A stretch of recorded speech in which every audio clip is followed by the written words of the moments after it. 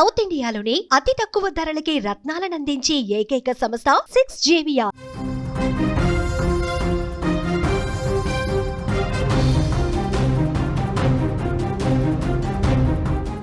Breaking news చూస్తూ ఉన్నాం. ఆంధ్రప్రదేశ్ కి అల్పపీడన ఎఫెక్ట్ కనిపిస్తూ ఉంది. కుండపోత వానలైతే అక్కడ మొదలయ్యాయని చెప్పుకోవచ్చు.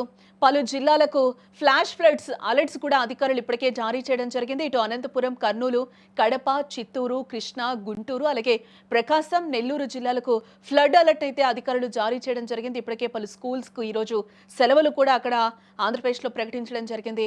ఈ 24 గంటలు కూడా జాగ్రత్తగా ఉండాలంటూ కూడా అధికారులు హెచ్చరికలను అయితే జారీ చేస్తూ ఉన్నట్లుగా కూడా మనకి తెలుస్తూ ఉంది.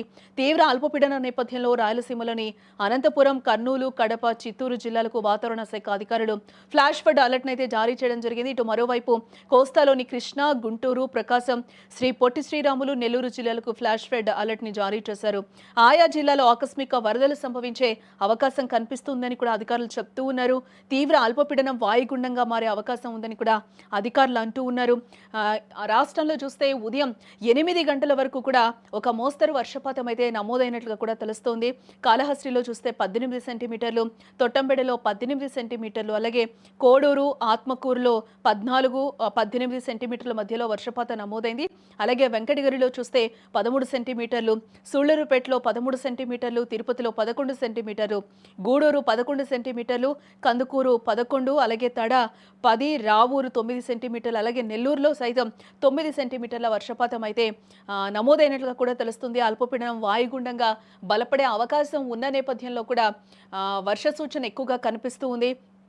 నైరుతి బంగాళాఖాతంలో అల్పపీడనం తమిళనాడు తీరం నుంచి వాయువ్య దిశగా కదిలి అదే ప్రాంతంలో కొనసాగుతూ ఉంది. వాయువ్య దిశగా రాబోయే 12 గంటల్లో నైరుతి పశ్చిమ మధ్య బంగాళాఖాతంలో వాయుగుండంగా బలపడే అవకాశం ఉంది. తదుపరి 12 గంటల్లో ఉత్తర తమిళనాడు, పుదుచ్చేరి, దక్షిణ ఆంధ్ర, కోస్తా తీరాల మీదుగా కదిలే అవకాశం కూడా కనిపిస్తూ ఉంది.